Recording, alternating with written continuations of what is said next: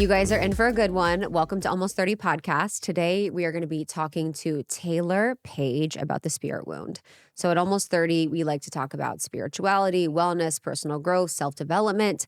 We sometimes get woo-woo, and today we're getting pretty woo with a dear friend of the pod, Taylor Paige. She's of Angels and Amethyst, and she came on a few years ago to talk to us about angels and spirit guides, how to connect with them, how to start conversations with them, how to get guidance and messages. We talked about synchronicities and signs, so you can listen to that episode from a few years ago. But today we're going to be digging into an episode where we talk about the spirit wound. And the spirit wound was something that I was a little curious about. I didn't really know what she was talking about that much, but when I was at her house a month or so ago, we went into this deep conversation on how many times and how much in our life we give our power away to the unknown. So the spirit wound is this collective wound of being fearful of the dark, of spirituality, of demons, of entities, of aliens, of angels, of all of the things that exist in the spirit realm. And feeling like we need to completely rely on our human senses, our human self, our human minds throughout life, and really disconnecting us from the magic that is the spirit world, the magic that is God. And I know for myself, my journey of finding my spiritual badassery, finding my spiritual discernment, my spiritual power was one of the biggest moments of my life and one of the biggest things that ever changed me as someone that has been highly intuitive and empathic my whole life. I always felt like I was in receipt to whatever entities or beings wanted to do. Like I saw The Exorcist when I was little, living in Ohio, and honestly, that changed me in the biggest way, negatively, where I was so scared of everything in the spiritual realm. There's a lot of media programming, there's a lot of religious programming that really takes us out of our power and really takes us out of our purpose and really makes us feel like we are the least spiritual of all the beings in the spiritual hierarchy. So a lot of what we do as humans is create hierarchy of everything. Who's better than this one? Who's more powerful than this one? And a lot of the spirit wound talks about us reclaiming the natural power that we have as humans. The natural power that we exist in as these beings that can co-create and create such amazing, incredible things. So I think you're going to love this conversation if you're someone that's interested in spirituality, intuition, spiritual empowerment, and really getting to know and understand yourself more deeply and really learning about healing a wound that could be driving a lot of your unconscious programming now to get you out of your power. This is a conversation, again, with Taylor Paige of Angels and Amethyst. She has been a reader for over 10 years. She is an evidential medium. She has done my readings before. She's incredible. And she's going to be teaching a course on healing the spirit wound this March. And of course, we wanted to support you guys if you wanted to take it in getting a code. So that code is almost 30. It's almost 30. And that gets you $33 off the $222 course that she is doing. So again, this starts in March with her, Taylor Paige of Angels and Amethyst. And we have a code for you, almost 30 for $33 off. If you want to listen to the first episode we did together with Taylor, you can search Taylor Paige, almost 30. I've also been on her show Magic Hour twice. I loved our conversations. She's featured in the Almost 30 book, and she's just such a gem. So enjoy this episode. Definitely share it with a friend to start a conversation about this, to start a discussion about this, to make the realization of the spirit wound even greater and to heal yourself in a deeper, deeper way. For more information about Almost 30, go to almost30.com. You can watch us on YouTube. Highly suggest it. We're on YouTube. It's a beautiful, beautiful video. It's so much fun. Also on Instagram and TikTok, it's Almost 30 Podcast. You can find me on Instagram. It's Krista. So it's ITSKRISTA. I'm a coach. I'm a mentor. I have courses, programs, retreats. I like to work deeply with women that are on the edge of breakthrough. Enjoy this one. I'm so excited you're here. So this conversation, I feel like we were starting to have a little bit at your house like a month or so ago. And it was just like, I felt our energy just like so jazzed and so excited to talk about this because I mean, honestly, it's so funny because I've thought about this concept, but you and the wording you used and sort of what we're talking about and having this, it was just like, it blew my mind. And so we're going to be talking about the spirit wound today. And I'm so excited to go into this because I think this is going to be next level for people in really deepening their spirituality, like empowering themselves, having more confidence. So walk me through just at the jump. What is the spirit wound? The spirit wound is something that I have noticed and witnessed over my decade plus of being a professional intuitive and now evidential medium. And at first, when I started exploring this idea, I thought the spirit wound was a fear of spirit. And that was my like gateway drug into this concept. And then I realized fear of spirit is a symptom of the spirit wound, and it actually goes so much deeper. The spirit wound is a wound that exists on a collective and individual level. It's a disconnection from our spiritual power. It's an outsourcing of our spiritual power. It's a disconnection from the part of us that is spirit and constantly searching for answers and validation and wisdom externally instead of returning internally. And on the collective level, it's a deep wound in the collective consciousness that was introduced for millennia, that we are spiritually inferior, that we are not the creators in this world, and that we are at the whims of spiritual powers that decide for us, when I really believe that God, the universe, can affect Earth to the proportion that we listen to it and unlock it within ourselves. And it's a reclamation of all of our power. And I think the world needs this right now more than ever to take responsibility for the world we are creating together. Think a lot. What I was really thinking about this is almost like when people are afraid of the dark. Is like a perfect just entry point into this. Like most of my life, I think honestly, until I did a darkness retreat and spent 5 days in pitch literal black, was I afraid of the dark. I was afraid something was going to get me. A demon was there. There was something in the dark. There was a ghost. There was an entity. There was a something, which is probably me also afraid of my shadow, like as like a metaphor. But I think so many people do feel like something's going to get them, a ghost, an entity, something's going to possess them. It's almost like they are not in choice and they're not in their power. Can you explain that a little bit? And I'm so glad you brought up fear of the dark, because I think that's one of the main indications that you have a spirit wound. And I also want to say that for people who have the biggest spirit wound, to me, it is a flashing neon light that you have mediumship ability, because you are sensing something and it's actually epigenetically imprinted and indoctrinated and passed down to project misinformation and imagination onto what we're sensing. And we are human and we are divine. And we can't forget that. We're both. And sometimes we vacillate between that. And our amygdala has been open and programmed since childhood with scary movies, with certain religious narratives about demons, with all of these things. So we sense a presence, and it's probably like your grandma being like, I love you, like trying to get your attention. We're like demon. And we're like, yeah, possessed. And so I think that we go into fight or flight, like we have a prey drive mode, and that fear feels so real. And we associate that fear with like evil, demon, negative entity because of what's been programmed.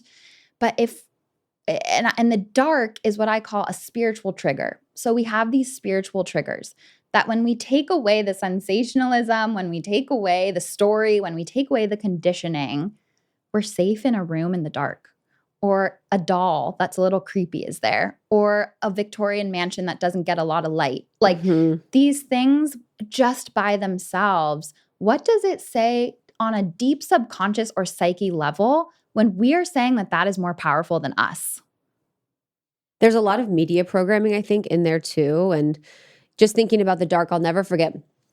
I was in London. I was working in London and New York half the time. And I was at my boss's house, and she lived at this old house in London. And she wasn't there, but I was staying at her house. And it was this like really old, like bricks, like, or what are those brownstones, like whatever. And I remember being in her guest room, and I remember like it was pitch black, and I was like, oh. And I remember thinking, there's no one here. I was like, okay, there's no one here. And I was like in the house, and I was like, there's no one here. And I kept thinking there's no one here, but it felt like interesting. And I remember telling her, I'm like, oh, your house is so clean. Like there wasn't anyone here. And she's like, that's so interesting you say that, because I had a spirit there. And I had to get the spirit to leave. So it's almost like I was sensing the remnants of an imprint that had been left. But I just remember that sensing feeling of every time I would get into the darkness, I would sense whatever was there in the room. And I would sort of clock like how safe I felt. Most of the time I slept with the light on because I was absolutely terrified that something would come get me. I think media programming for me was so much of it. Like watching The Exorcist did me dirty.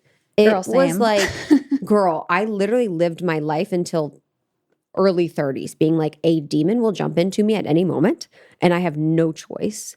And so there's scary movies like you, even with like The Little Girl, The Victorian House, that really disempowers us. Can you talk a little bit more about how the spirit wound can be sort of created or exacerbated by media? Oh, yeah. It's such a big one and it's everywhere. And there's so much that you just said that I want to comment on too. And the media primes our consciousness in every way. Yeah. And the nature of the spirit wound, there's duality to it because the spirit wound affects us as humans and as spirit. And so all of these patterns like fear of the darkness, fear of the unknown, sensing presences, projecting imagination, where else are we fearing the unknown in our material realm? Where else are we letting imagination run the show? Where else is fear lying to us without any evidence? And so there's this dualistic nature. And so in media, it's not even just direct narratives about ghosts, even though, yeah, Exorcism of Emily Rose, oh, wow. Yeah. That was crazy. But what's really crazy is I could watch those things now and just feel bad for the collective consciousness. Like it doesn't affect me anymore. So that's really an interesting result. Like I went to this haunted house thing and like this scare actor ghost like came up to me and I was like, you're not trapped here. Like you can do your thing. And the actor was like, what the hell? Yeah, they're like, weirdo. Yeah. And so I think that it's just a very common narrative, whether it's an alien movie, whether it's any movie, ghosts. Humans are always the bottom of the totem pole. Yeah, I agree. We're always the least intelligent, least powerful. We're the victims. And that has to add up over generations epigenetically in our consciousness. Totally. This is really crazy. But I remember when in like 2019, I started to get into my 2018, 2019, 2020, I was in my Gaia days. So I was in all the conspiracies, all the alien stuff, all the like new age stuff, all the stuff learning about, the Anunnakis and like the seed race civilizations and all of that. And I'll never forget reading that and like learning about that for years and years. And basically a lot of the new age stuff on Gaia belief is that humans were like, humans are a slave race. Oh. And humans are like essentially like a slave race to more powerful beings, whether it's reptilians or Anunnaki or whatever. And just learning about that, and I was like, so interesting. So for years, I was like, okay, we're a slave race. We're kind of here to generate energy or whatever. And then that means there's other races of beings, aliens or entities that are more powerful than us. And then I remember watching this woman one time and she was like, that is literally not true. Like that puts us as the least powerful thing and disempowers us and is part of like the disempowerment agenda. And it's so fascinating because so many of those teachers and leaders that were in that world of the Gaia that taught about the Anunnakis and those like even the Nephilim, like those type of entities and beings that seeded humanity but yet made them slaves are like so popular. And it's like at the core of it, we have no power. Even the Matrix, we have no choice. We have no like agency. Like we always have to be mindful when any media or consciousness programming says that we don't have agency. Yeah, I could not agree more. And I think that it's almost more comfortable for us to give our power away. That's a good one. And I really also believe in group manifestation. Yeah, I do too. And we are powerful creators and we create our reality. Just like if we're afraid of spirit and demons, we're going to create these sensations as when the nurse is checking for lice at school and our heads start to itch. Our brains are powerful creators that create evidence of our belief. And clearly, us being like a slave race is the most human concept I could ever think of. And that is where we really get mixed up, is where we continuously project human consciousness onto the divine. And the divine, I'm not saying it's more powerful than us, but I think it's more intelligent and loving. And we can forget that we are also part divine, having a human experience. So I'm very not afraid, that's not the right word, but I'm very wary of people who claim to know everything. Yeah. Because it's just what one of my mediumship mentors says, Dana Willie. She says, mediumship without evidence is story time. And I feel like a lot of these Love that.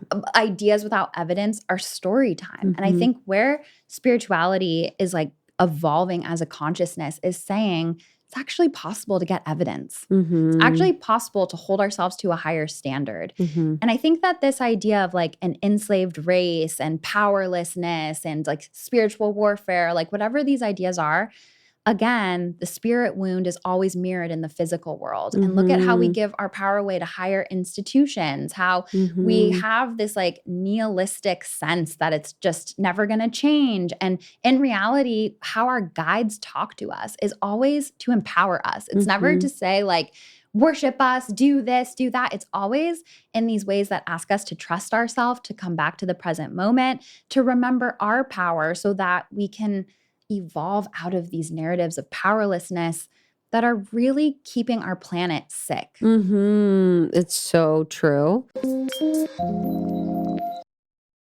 I never realized how many harmful chemicals were hiding in my old nonstick pans. Teflon, PFAS, all that stuff that can leach into your food and home. That's why I've been loving Our Place. Their cookware is toxin-free, high performance, and honestly very beautiful. The 4-piece cookware set is such a game changer. I love it so much. I even display it on top of my stovetop because it's just so pretty. It comes with 2 always pans and 2 perfect pots, which are coming in different sizes. It's great. They replace a whole pile of bulky cookware, letting you saute and sear, fry, roast, boil, basically everything, all in just 4 pieces. And I wanted to mention the Wonder Oven. It's an air fryer and toaster oven in one. It's sold out 8 times for a reason. Cooking at home feels simpler, safer, and actually enjoyable. Stop cooking with toxic cookware and upgrade to Our Place today. I'm excited for you guys. Visit FromOurPlace.com/almost30 and use the code almost30 for 10% off site-wide.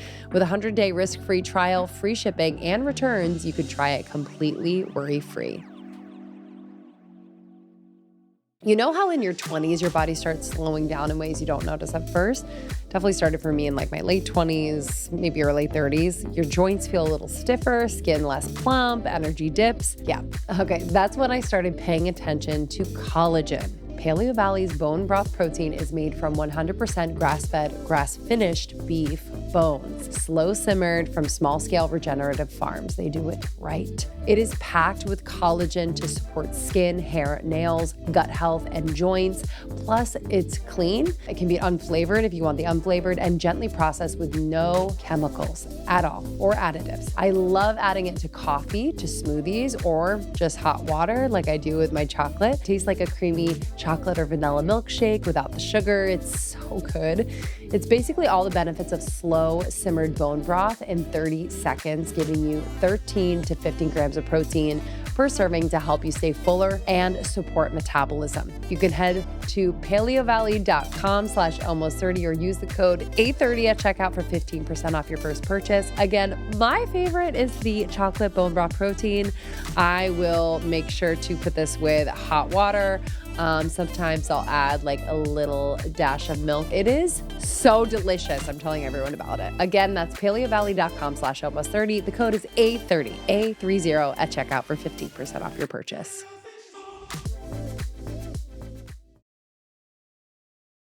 I think on social media too, it's such an opportunity for people to like give their own power away. And, I see this a lot in our world where it's like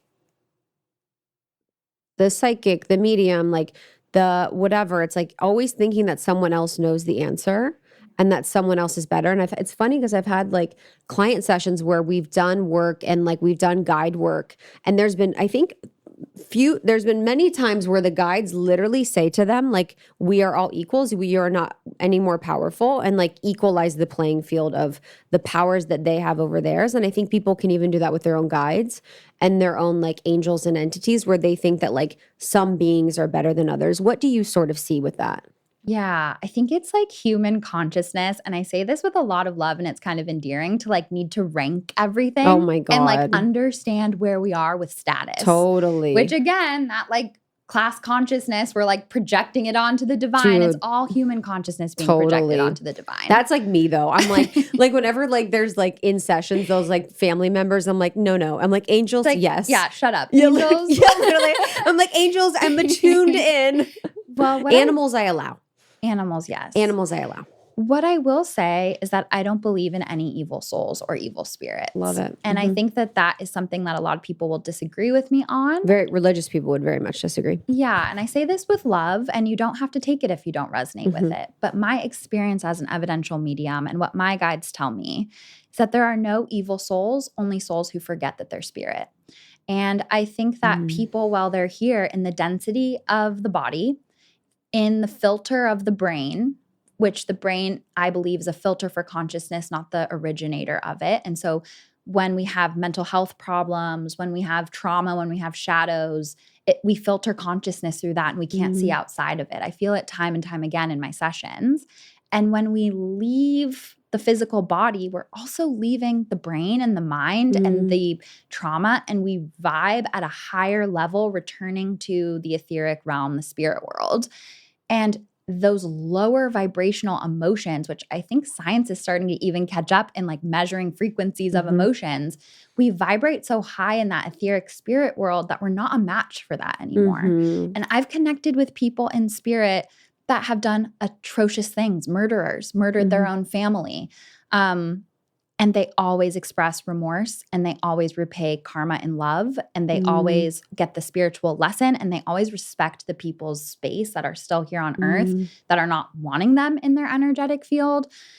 And so it's really, I think that there's a perfect storm with spirit. Like spirit shows up in really creepy ways. So they don't do themselves any favors. So I'm like, you guys couldn't be like a little less scary. But I actually think that's on purpose, because I also think they're spirit guides for fear, and how humans connect with fear is like one of our biggest lessons on earth. And they're teaching us in this controlled environment where we're really not in danger in any way. Totally. But going back to this like hierarchy of being, so I actually started working with angels and then developed mediumship because I had a huge spirit wound, which is why I'm so called to talk about this. And I was like, spirit, no. Angels, yes. No, that's me. Yes. And I totally get it. And it was only from becoming an evidential medium myself that I started to realize that spirit is all love. And so for me, I sense angels at the top of my crown, and I sense past loved ones near my heart and my face when they step in. And so the human mind would be like, angels above, past loved ones below, but they work together in this like beautiful, harmonious way that is all love. And I think a common reason, because again, I think people with the highest spirit wound are the people with the highest sensitivity to spirit.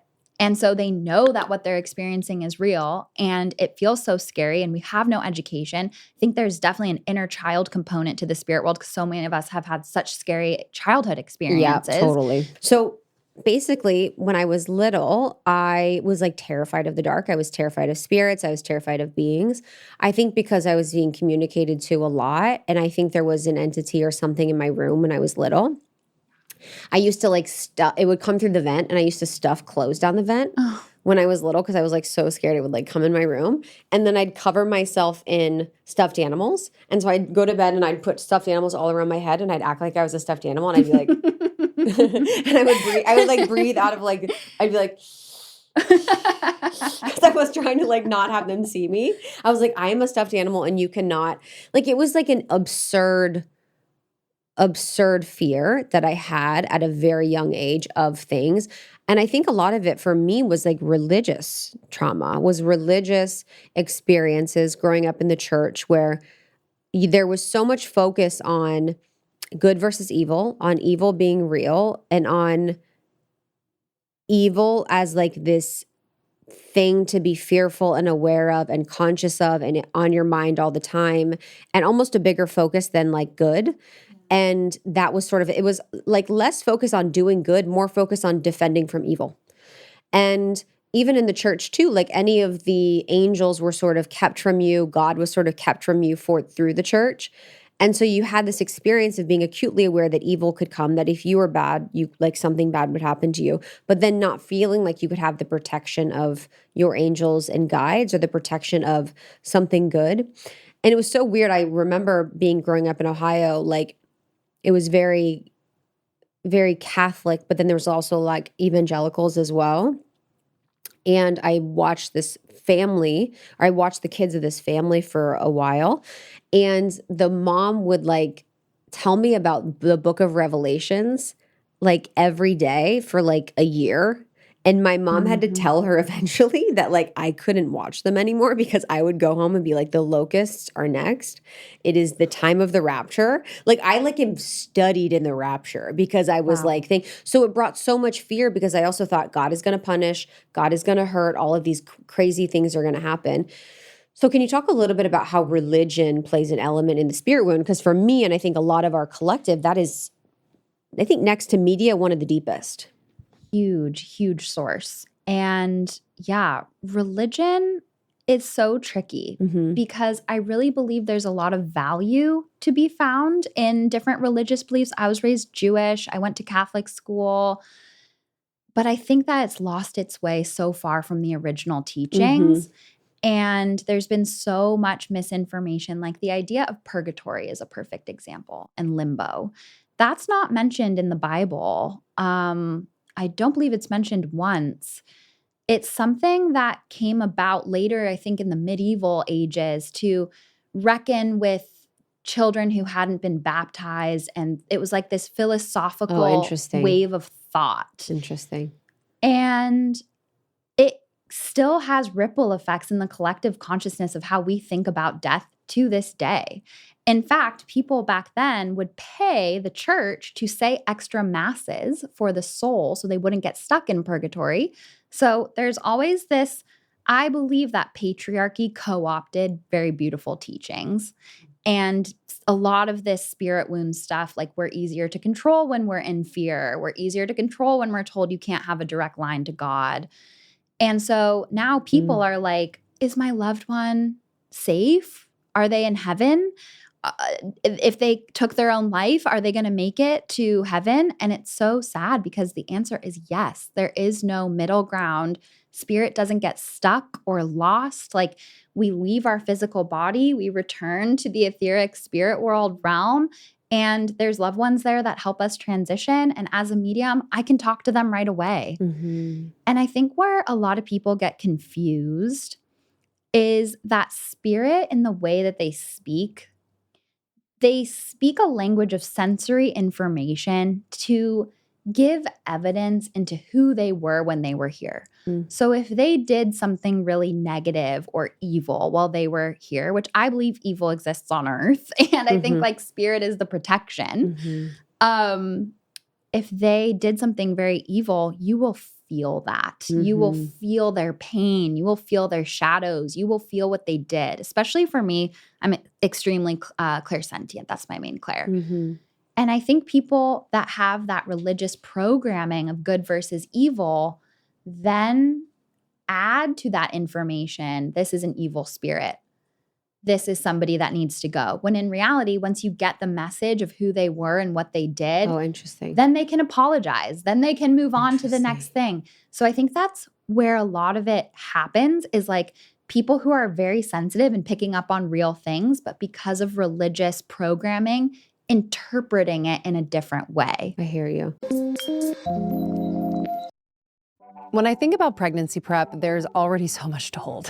Physically, emotionally, mentally, all of it. And honestly, I don't want supplements to be another thing I'm stressing about. That's why in my first pregnancy, I really trusted Ritual. Their essential prenatal feels very intentional and well thought out, from the ingredients to how it's designed. And I like knowing it's clinically backed and made with traceable ingredients like choline, folate, and omega-3 without unnecessary extras. I've also really appreciated the experience of taking it. It's hard to take pills in pregnancy, especially in that first trimester. The capsule's designed to be gentle, and it's one of the few prenatals I've tried that feels easy to incorporate into my routine, especially during those sensitive seasons. It has like a citrus essence that really makes it easy to take. And Ritual focuses on bioavailable nutrients and thoughtful delivery, including a delayed release capsule designed to dissolve in small intestines. That attention to detail really matters to me, and I appreciate. So don't settle for less than evidence-based support. Save 25% off your first month at ritual.com/almost30. That's ritual.com/almost30 for 25% off your first month. Lately, I've been craving more simplicity, not just in my life, but in my nutrition too. It's really easy to feel disconnected when your cabinet is full of random powders and supplements and you're constantly questioning the labels. But that's why I really love Kachava. It helps me simplify and feel more nourished without overthinking it. It's an all-in-one plant-based nutrition shake made with really high-quality ingredients. There's no fillers, no artificial flavors or sweeteners, and it actually tastes amazing. Just 2 scoops will give you 25 grams of protein, fiber, greens, adaptogens, and nutrients that support energy, digestion, strength, and focus. 25 grams of protein is no joke. So I usually blend mine with like a frozen banana, and I'll add like a nut milk. I'll, just add kind of my go-to favorite, like different fruits and stuff, but I can keep it simple and it still tastes amazing. Like the other day, I mixed the mint chocolate flavor shake with a nut milk and ice, and I just shook it up, and it was chef's kiss. It's just rich. It tastes so good. It doesn't taste fake like other powders. They've done it right. So rewild your nutrition at kachava.com and use code almost30. New customers get $20 off an order of 2 bags or more now through the 31st. That's Kachava, KACHAVA.com. The code is almost 30. Yeah. So, okay, I want to ask you something.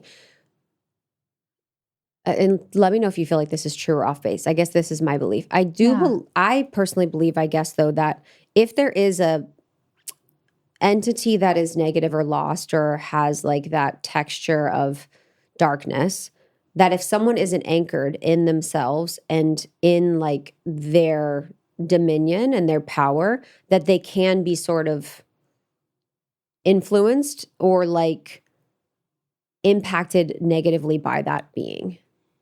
I will say that I've never, as a evidential medium, seen evidence of a negative being. Interesting. Whenever I connect with people, and I've connected with people who are in very low lows, I have connected people, thousands of people throughout the years. I think just like we misinterpret spirit, sometimes we misinterpret trauma in our etheric field, our aura. Oh, interesting. And so I think like negative attachments and entities, a lot of that is feeling the pain, feeling the horrible thing that their father did to them, feeling these things. And then again, because of as an intuitive development teacher, imagination is the biggest block of truth and intuitive information. And when we're already primed with stories about things, it keeps us, we get the psychic information and then the brain goes, and this is what it means. And we go into interpretation instead of receiving. And it takes a lot of time and practice and development to get to a place where you can leave yourself out of it and just get the truth. And so for me, I just see so much evidence for love and no evidence for negative entities. I think when we're in spirit, again, we vibe so high. It would be like us looking at grasshoppers and being like, how can we mess with these grasshoppers? Like we're just 2 different beings. It feels, it's interesting. And so I think that there's a lot of, I know people are going to be really resistant to hearing this, but that's just my experience, like near-death experiences, for an example. I don't know. I hear, like I read Dr. Raymond Moody's book, compilation of thousands of near-death experiences. No one's saying hell. No one's saying a scary thing. It's all just like a being of light that comes to welcome you. Totally. And by the way, side note, I think that long tunnel to the light is our consciousness leaving our brain, and the light is the spirit world. But interesting. That's just something I want to throw in. The tunnel. So true. Right? And then, babies. Do babies come in evil before they're like conditioned and programmed? Even we have, a family friend, like a cousin who has a 4-year-old, and we were looking at Halloween decorations, and this like scary skeleton man popped out at him. He just went, hombre feo, just ugly man. He had no programming. So for him, he was like, ugly man. Yeah. And he's like, I know ugly though. He's like, definitely ugly. Yeah. He's like, that's one thing that came early. Yes, ugly. And in Spanish. Yes, exactly. And so, I think when you go to these very evidential mediums like Tyler Henry or, Laura Lynn Jackson, they're not like saying angels hold the room and only positive spirits come through. the most evidential tapped in people who maybe don't have that religious indoctrination that causes interpretation. It's pretty consistent of like people in spirit just wanting to share messages of love. And that's what a lot of people who are religious criticize too, is like, how do you know it's not demons in disguise? But I say, where's the evidence of that? When every message is hopeful, healing, and helpful, as one of my mediumship mentors, Matt Tao, would say, where's the evidence of demons in that? It's almost more demonic for you to try to like judge people and bring people down and insert your beliefs on people. I do think that the spirit wound comes into play because when you're on that spectrum of like superstition and disconnection from your own power, you fall prey to people who are happy to take the power that you give them, are happy to sell you a $500 cure to a hex on you. It's like, it's so rampant. Yeah, that was something someone told me about. There's like on Etsy, you can buy like hexes and spells and like all that kind of stuff, which is so wild. It's almost like our fear of the spirit world is like fear of the unknown a little bit. Yeah. Where it's like, because all of it is like unknown. All of it is like, what is on the other side of that? All is like, there's something that I can't control, or there's something that's bigger and better than me, and I'm not responsible for my reality. And you just hit the nail on the head. One of the biggest parts of the spirit wound is that we cannot control how spirit shows up. Yeah. Oh yeah, totally. It's kind of like our fear of airplanes. Like we're just totally in control in that moment and we're freaking out. We're like, just give me a sleeping pill. Not me. I like love. I'm like, take me. I honestly same. Our Sag moons. Yeah, we're crazy. We love to travel. Yeah, honestly. But for a lot of people, it's like, oh my gosh, pilot is flying me. I have no control if we hit turbulence. And spirit's the same way. We don't know like when it's going to come, how it's going to come.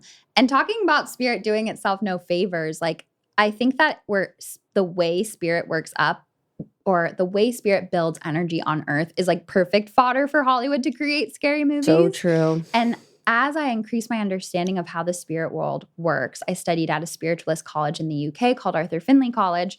And they talk about spirit as this form of power. And the power and the energy builds. And that's why I think people with a high spirit wound have high levels of power, which enables spirit to create physical phenomenon around them to get their attention. But the power dissipates in the light and builds up in the dark. So that already is like a recipe for fear, because when we're in like these scary, dark places, that is a place where spirit can affect more change on earth because their power can build. Spirit can feel like cold, and that can scare us. Like there's these physical sensations, and sometimes the feeling of just being watched, or a presence that we can feel but can't see or know what it is, like it really kicks us into fight or flight, and it feels so real. And then we associate that with evil. But if you were a spirit person, how would you get your own attention? You know, they're out here just like flickering the lights or, you know, and usually it's 99% of the time either a past loved one that wants to get your attention, or a spirit guide teaching you a bigger lesson in boundaries or reclamation of power. We just had a guest on today that was like, we got deep really quick. And there was something about her where she started talking about her dog. I was like, oh my God, the dog. And the dog had just passed. And I am like, animals can come through at any time. So I was just really going in about the dog because I just feel for that so much. And we were talking about it, and she's like, this is so interesting because I didn't have an intention to talk about this because it makes me emotional, and was going in. And then we're like halfway through the interview, and the trash can in there just starts to like move, and it's like this like hitting noise. And we were like, well, cats were not in there. No one was in there. It was nothing. And we were like, okay. She said that at that exact moment, she was looking at the butterfly right there. And she said that she told her dog to come to her in butterflies. And that he would also always hit his bowl. And that was him hitting the bowl when she thought about him at that time. And that is so beautiful. And I think that is one of the things that cracks our heart wide open is when we lose a loved one. Yeah. We stop looking at the spirit world as this like scary, other invasive force. Good point. It actually becomes a source of comfort. And we feel the love. And, you know, my mom passed in 2021. And that was like when I was really starting to go down the path of my mediumship journey. Like my guides were like, it's time to start developing mediumship. And then my mom passed unexpectedly like 6 months later. And at that time, I was so scared. Even when I went to the college in England, I was so scared. But I think a big part of healing the spirit wound is strengthening our fear muscle. And that is the ability to feel the fear and do it anyway.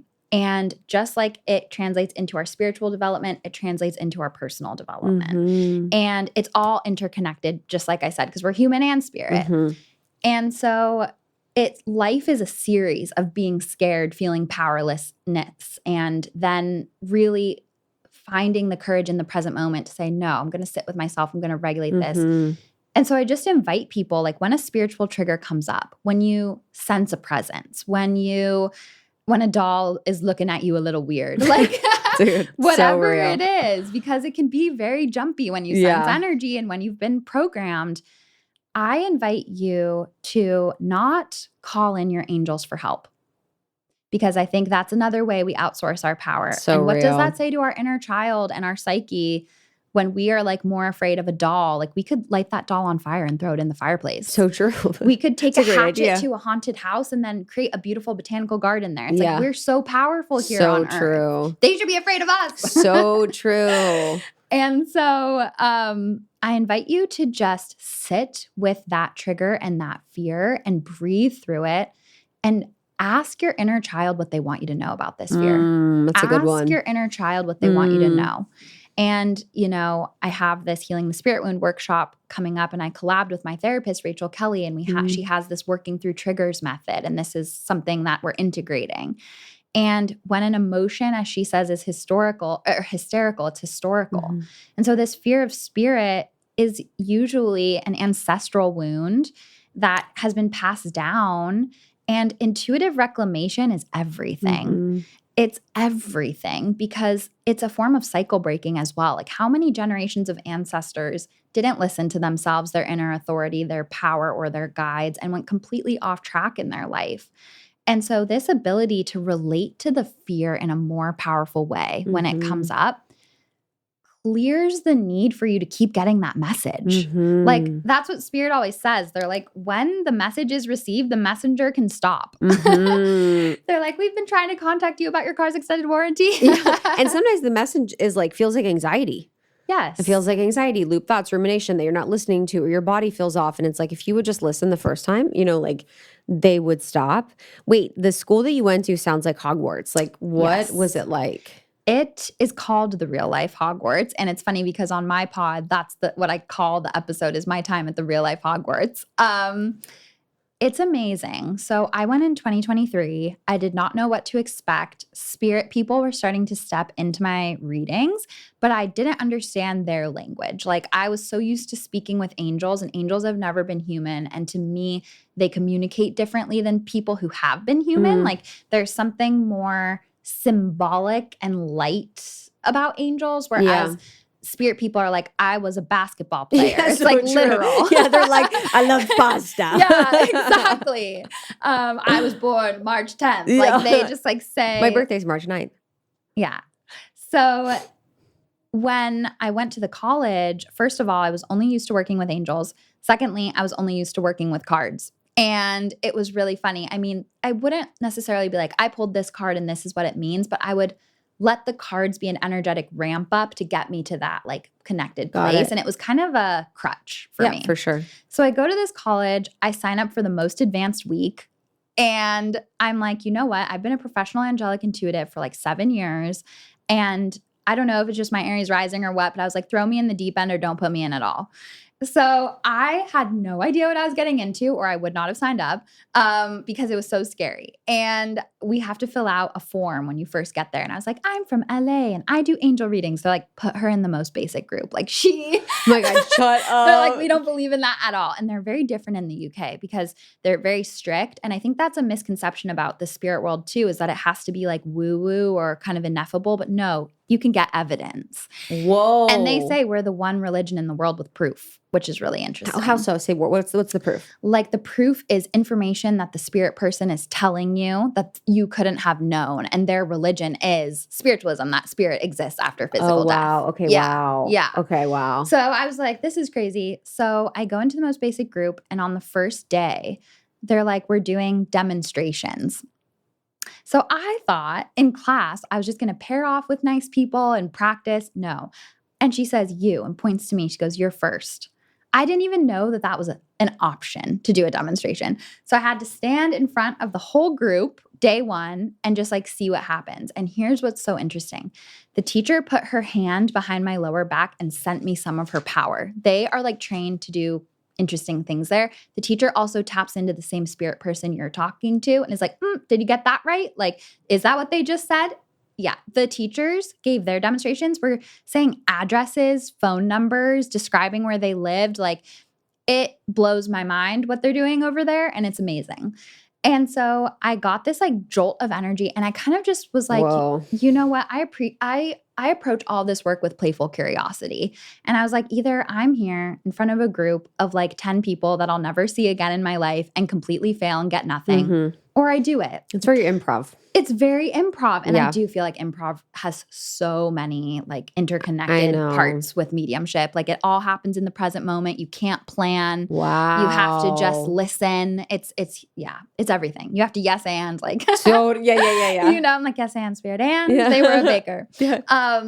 And so I just start getting all this information. So I didn't understand at the time that she was giving me some of her power by putting her hand behind my lower back, but I felt this like lightning bolt. And I was like, I have a woman here. Her name is Lisa. She passed at 58. She was a hairdresser. I just started like talking. It was so crazy. I've never experienced anything like that. And what they'll say too is that sometimes your first experience is like that, because it's spirit is showing you what you have the potential to work up to if you continue to develop. It's like you're put in a Ferrari and then it's like now you have to learn how to drive it. Wow. And so that was the moment that everything changed for me, because it takes doing readings for other people sometimes to realize that it's not just all in your head and not all made up. And self-divination is infinitely more difficult than reading for other people, in my opinion, because we care about the outcome. We're looking for one answer. We're attached. Totally. And when it's someone you don't know, you're just open to receive. And so that experience was incredible. I have like a 4-part series on my podcast about it. And it was so deep. Whoa. And so everybody did a reading. Everybody had to demonstrate. And then on the very last day, so there was about 100 mediums from all around the world when I was there. And we split up, I think, into 5 groups. And on the last day, 3 people were chosen from each group to go demonstrate for a different group of like people that we didn't know or weren't in class with. And who do you think had to do it? Stop. She kept picking on me. And I was like, you know what? Okay, that's fine. What else am I doing here? Totally. And that's where strengthening the fear muscle comes. That's what our guides are preparing us for. How can we relate to fear differently and more powerfully? And where does fear lie to us in other areas of life with no evidence? It's all interconnected. And so, yeah, I think especially in the States, a little less in the UK. They're kind of jaded in the UK. They're like, yeah, you told me their first name, but what's the last name? Like, no, I literally had this woman that I worked with in the UK. She was ripping cigs the whole session. She's like, Spirit wants me to smoke cigs. Yeah. And was like, the whole session was talking to me smoking cigs in bed. That's the funny thing too. There's like a bar in the college and every night people get lit and then like come do mediumship the next day. And that's what's like so funny, because we're such powerful creators. And some people are like, if you're going to be a medium, you can't drink. And then here are like the most evidential mediums in the world, just like drinking every single night and then going into the sanctuary and like the next morning and doing things. So maybe it like helps them be more connected. Yeah. Or maybe they're just living their joy. And that's, yeah, honestly, you know? That is so freaking crazy. Yeah. What can people like, if they, like, what is the benefit people get from healing this? I feel like there's so many things that people are like, I need to heal my mother wound. I need to heal my visibility wound. I need to heal all these wounds. And sometimes it can be like, oh my God, like, why should they focus on healing this wound? I so hear that. And I think that this wound spans all the wounds. Like, I think that it's a piece of everything because it's all interconnected. And I think healing this wound, the process of it is so empowering and so joyful. This is the kingpin wound. Yes. And so, you know, Lacey Phillips talks about how if we have subconscious fears, it blocks our manifestations. And if we are subconsciously or consciously terrified of spirit, there's only so deep we can go on our intuitive development journey. There's only so much we'll let ourselves open up and listen and trust. And to me, our intuitive development journey is everything because it takes us into the path of the deep heart listener that is connected with our GPS system so that we can connect with our highest timeline. I think that the root emotion of the spirit wound is lack of self-trust. Like, giving our power away to everything else because we don't trust ourselves. And for me, healing this wound has changed everything. Like, I used to be just like you, couldn't sleep with the lights off, would blast Jim Dale's Harry Potter every single night, was so afraid of every little thing. And in the process of healing this spirit wound and relating to spirit differently, I have never been healthier. I've never been more abundant. I've never been more clear in what comes next. Yeah. Like sometimes people think about like intuition and they're like, what's the point of developing it? Or if I'm not going to be professional, what's the point? But that'd be like saying, what's the point of therapy? It's who you become in the process, and healing this wound sensitizes you to spirit deeper. It processes and releases the fear so that intuition can actually be heard and come through. And it helps connect you on your highest timeline in just a regulated, powerful, present way. And because it has ripple effects in every other area of life, and there's that duality, it up-levels you in every area of life. Yeah, I found that it made, like, I finally became formed, if that makes sense. Like, I finally, and I was doing a lot of work when I like healed that, but like, or, healed it to the best of my ability. But it's like, I finally landed in like my own experience as my own soul in this body with control and dominion over what was happening.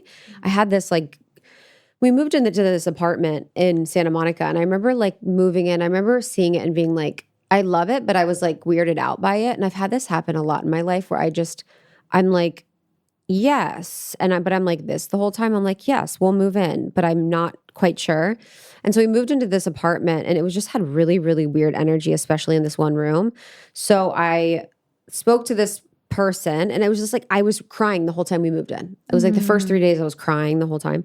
And so I talked to this person, and they're like, oh, there was a couple that lived there. They were fighting all the time, and there's really bad energy. There's like all this stuff in there that it had to clear. And then I asked the neighbor, I was like, who lived here? They're like a couple, but they left early because they got divorced. And so it was like affirmed that there was just this really off energy in the space. And when I remember I was in my bed one night, and like, I don't know what energy or entity came to me, and it was probably just to wake me up. But I think for the first time I had lucidity enough to be like, get the fuck away from me. And like have like, no, like have boundaries, have discernment, have clarity, have my voice, have my expression. And it's like all the things you want in life, be in my power, have boundaries, have clarity, have discernment, have expression. I was able to use in like the spirit realm of like having that. And it was like a pivotal moment in my life for me and then the place was like cleared. It was like all good. But it was just like, I'll never forget it of like, wow, that was like me really being in my spiritual power. And as someone that's so deeply, deeply, deeply spiritual and has been my whole life, it was like that landed for me in a way that made me less stressed, made me less anxious, made me feel at peace, made me feel at home. It's like you become and settle into being a home for yourself of like, oh no, I'm safe anywhere that I go. And before I was unsafe everywhere that I went. I was unsafe in hotels, in like any trip we'd go on. I'm like, I am undone. Like TV's on, lights are on. I'm freaking out the whole time. And like, you're never really rested and regulated. And so I can definitely speak and attest to the work that I've done with this and creating more dominion, finding my own power, healing my religious trauma, my religious programming, and coming into like my own unique relationship with God and the creator and my guides so that they are like the ultimate teammates for me and support of like my mission.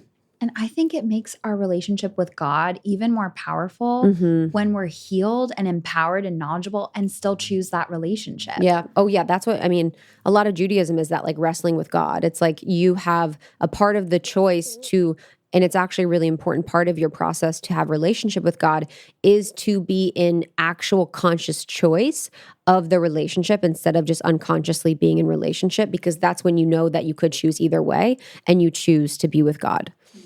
And I love the story that you just told because it's a perfect example. Mm-hmm. And maybe that was just a guide that was teaching you boundaries. And again, there's no evidence of that being an evil entity. Mm-hmm. Our guides teach us in many different ways. But I always use this example too of like mass murderers and people who have done considerable harm, who have people in the spirit world that they have murdered. Mm-hmm. When has there ever been evidence of those people like tripping them, pushing them, possessing them, killing them? Like there's just none. And so what you brought up in that story too is really important. And it's a perfect example of how I think people with the highest spirit wound are the most energetically sensitive. And there is such thing as like residual energy and us picking up on things in places. But then I think we project human consciousness onto that, when in reality, even like borrowed clothes, you can feel like this is my friend's shirt. True. Like we leave energy behind. So true. This is such a random thing, but it relates. That's why I don't shop at Zara, because that clothes made by people that are not paid well in places that are not right, with textures and textiles and dyes and stuff that are not right. And then you literally put that on your skin and your body, and that residual, like even trauma of the workers, like sits on you. Like there is something energetically that happens within clothes that gets imprinted, in spaces it gets imprinted. I could even tell, like, my home, is like, it's brand new. So it was always super clear. But I like went through a moment recently where there was like a lot of people in and out, and there was like a situation, and I was like, whoa, I really need to like move energy of my home. And it wasn't like it was negative. It was just like needed to be moved, like opened all the doors, like, had some fresh light in, like got some flowers. And like, you can also control and be in choice of like how energy moves in your home and how energy moves in your life, just by taking small actions to be like, I'm noticing this thing. I'm noticing something feels off. I'm going to like acknowledge it and then like alchemize it in whatever way. And how powerful to give yourself what you need when you're spiritually triggered. Totally. And just like you said, you showed yourself and your inner child that you have your own back, that nothing can shake you. And just an example of my own spirit wound healing, fear works so much through innuendo. And so do manipulative people. Like there is just this sense of fear that's like, oh, what if this happens? Good one. What that's if also that ego. Happens? The and questions. It's ego and the questions. And that's a big part of the spirit wound. Like the spiritual trigger is darkness. The spiritual trigger is the cold air, the flickering light, like whatever it is. But that's not what we're scared of. We're scared of the innuendo of what that means, the story and the fear fantasy. And that's how like narcissistic, manipulative people are too. And so when I was healing my spirit wound, like I was in a really narcissistic, abusive relationship for 5 years of my life. That was when my spirit wound was the worst. That is when spirit was like trying to get my attention. I was plagued at night. I was waking up. Like my grandpa was in my apartment, like also haunting that guy. Like it was just a really intense time. And again, that's not an accident. And so when I like went down this path, I came back from Arthur Findlay College. I started opening up to like the truth of love of the spirit world and actually grounded myself in evidence. I stood up to the person that bullied me my entire life in the same way that I stood up to my fear of the dark and said, no, I get to choose. I'm in the driver's seat. I'm the most powerful force in this room right now. The scariest thing in the darkness is me, as they say. And everything changed. I remember I went into the darkness retreat, and before the darkness retreat that I did for like 5 days of just being in pitch black, it was like I was so afraid of the dark. And it was so weird that I did that, being afraid of the dark. But I'll never forget going to sleep and like being uncomfortable and then waking up and like looking, and I couldn't see like my hand in front of me this far. You saw literally nothing. Wow. And looking over and having in the dark was like looking back at me like an entity. And it was like, what are we going to do? Like, and it was like, another person is in this space. There's another opportunity for transmutation and healing. And it was so interesting to me because I knew I was being watched by whatever entity was in the room. But it felt like just like, I don't know how to describe it. Like, it was like the first time that I was like not afraid, or I didn't feel like consumed by it or something like that. But it was such a conversation of like, hello, like, how are you? And I could tell that in that space, because there had been other teachers and healers that were super powerful in there, that there was like a lot of energy and stuff. But I'm really thankful for that because it made me be completely comfortable in the dark, because it is true, like whatever's in the dark and the outside is started in your mind first. So if you are in control of your mind and that what's experience of your mind, then you can be safe anywhere. And it really helped me get a sense of deep safety within myself and deep acceptance of myself, so that no matter where I was, even if it was a pitch black cave, I was okay. Yeah, I think that's why the healing the spirit wound is so tied to personal development too. Yeah, I agree. Because it's just us with us. And like, what are we projecting onto the stillness? Like literally the darkness is just a blank slate. What does your mind fill with that? How do you think this helps people connect more to like God or spirit? And like, because I think a lot of people, it's been interesting because I talk about God all the time, and it's been so interesting. People are like, how do I pray? And like, what's your way to pray? And people are kind of afraid of it. Mm-hmm. And I even remember, you know, I was someone that was like so hesitant to come back to God, but it's felt so good for me. What do you say for people that want to develop a deeper relationship with spirit or God? Like, we're outside of like their guides or their team, like just going to the source. Like, what would you say to them? How could they do that? Yeah, I recommend a practice that I learned at Arthur Findlay College called sitting in the power. And it's a little bit different than meditation. And I think it's even really interesting that the word for spirit that they use is power, and like our power levels to connect with spirit. And so power is kind of interchangeable with the presence of the spirit world, and also our power levels and how we have to be in our power to be a clear voice and a good voice for spirit.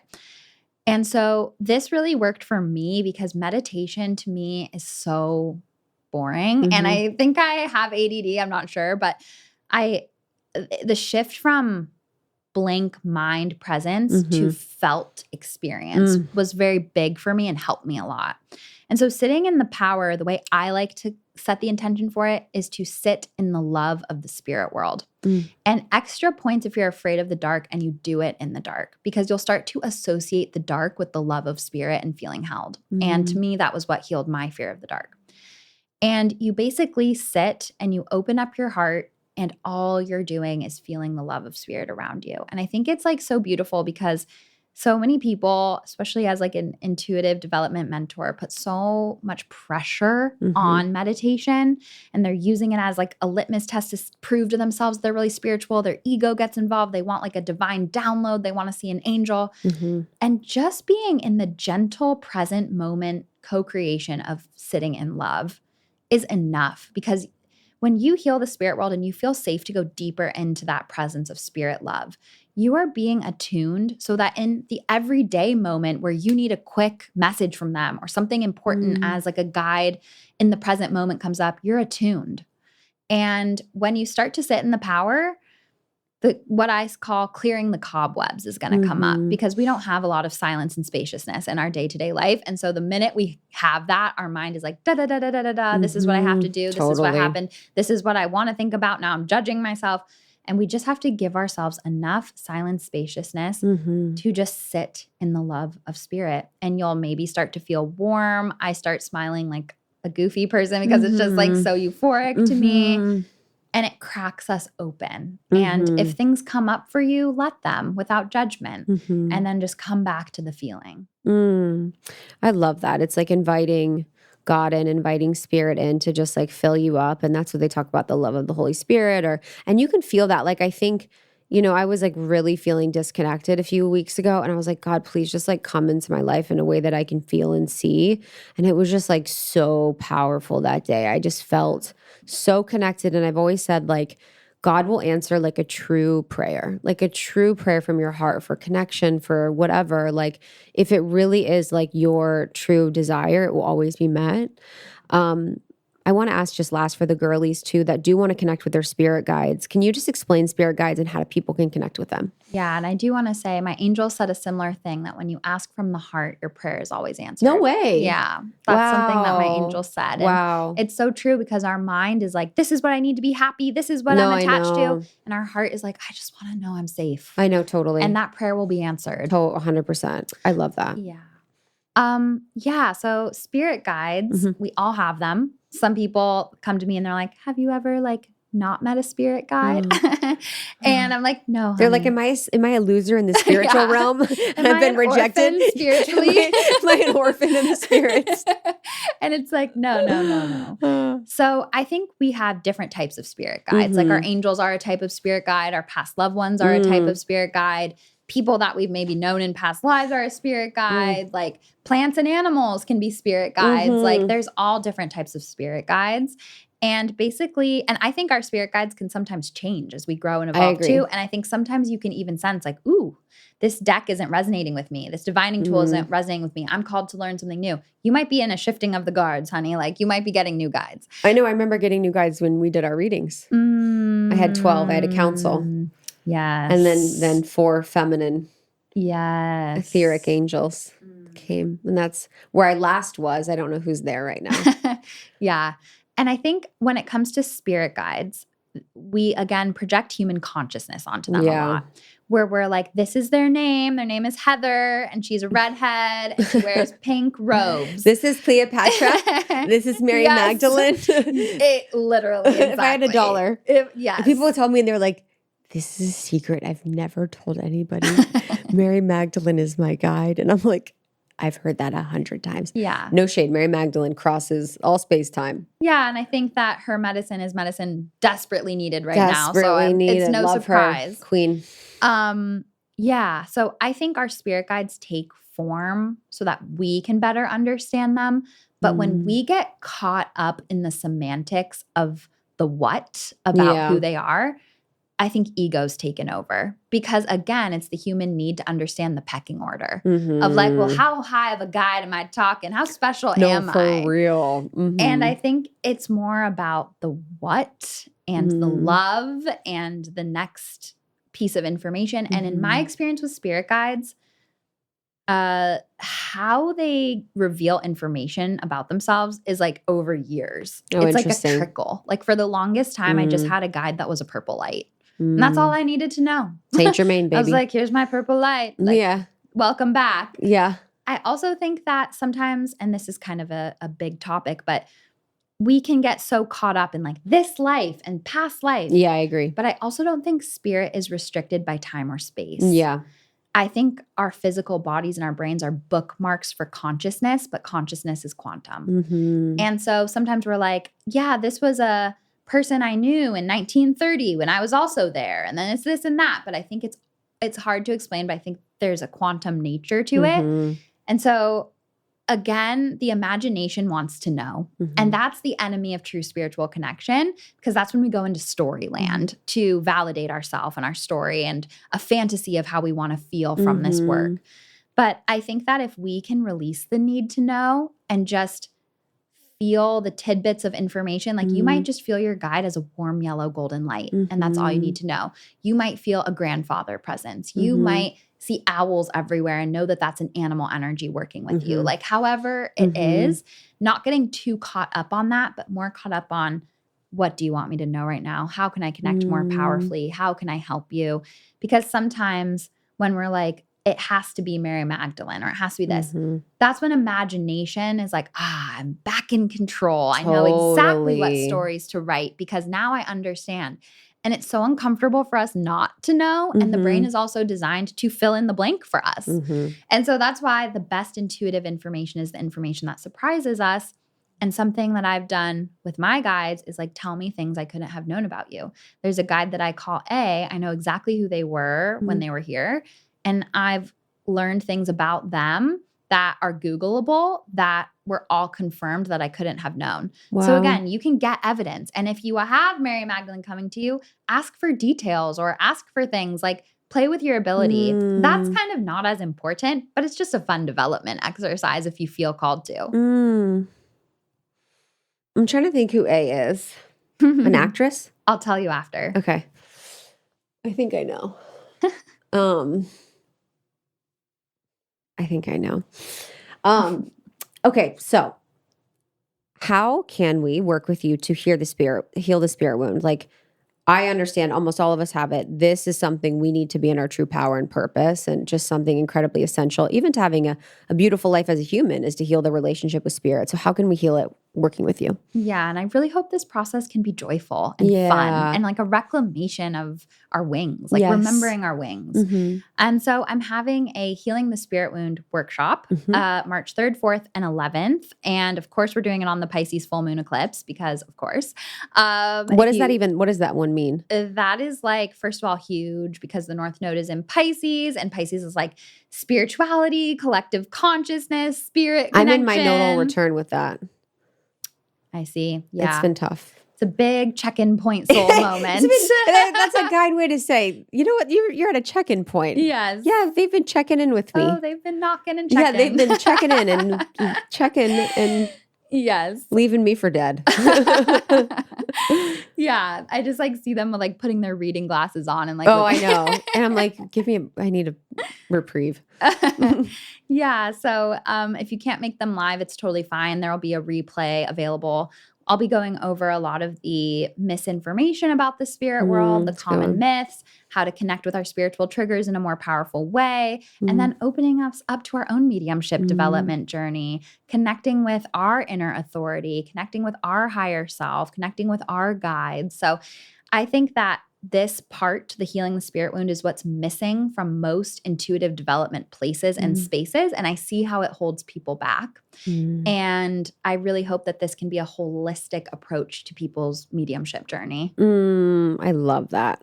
I can't wait. You're such an amazing teacher, and I just love everything that you do. You've been one of the most impactful readers and teachers that I've worked with, and I'm so grateful to always share your work, and I love you as a friend. So I'm excited for you guys to get into this. It's going to be very exciting. You're going to be amongst community and friends. And if you want more, we did another episode, so you can search Taylor Paige Almost 30, and then you also have your show. I've been on your show. Yes. Great time. One of my favorite pods I did during our book tour season. And where can people find you? Thank you so much. Yeah. Yes. So my podcast is Magic Hour Podcast with Taylor Paige. You can find all my offerings on, where am I supposed to look? Yeah, dude, I was looking everywhere too, so I fucked you up. Look at this guy. Okay. Sorry. So my podcast is Magic Hour with Taylor Paige. You can find all my offerings at angelsandamethyst.com, and I'll do a little Almost 30 code for the workshop. And what else? I have a mentorship program called Becoming the Oracle for people interested in a intuitive development journey. It's not really mediumship focused, but it's really everything because I love everything. And yeah, you can book a reading with me at angelsandamethyst.com as well. And Angels and Amethyst on Instagram. And I will never DM you for a reading. Honestly. Yeah. I love you guys. We'll see you soon. Bye. Thank you so much, Taylor. I love you so deeply. And again, if you guys want to do her program, it's this March. And so we wanted to put out this episode just for you to get more information about the spirit wound so you could join her in this course. Again, the code is Almost 30 for $33 off. For more information about us at Almost 30, almost30.com, highly suggest following us and subscribing on YouTube. I love the video on YouTube. Makes me so happy. If you want to connect with me more deeply, it's Krista on Instagram, and it's Krista.com. I work with women on finding their voice, on reclaiming their power. Women that are on the edge of breakthrough, come with me to get to the other side. I will see you on the next one of Almost 30 Podcast. I appreciate you deeply, and I love you. Goodbye.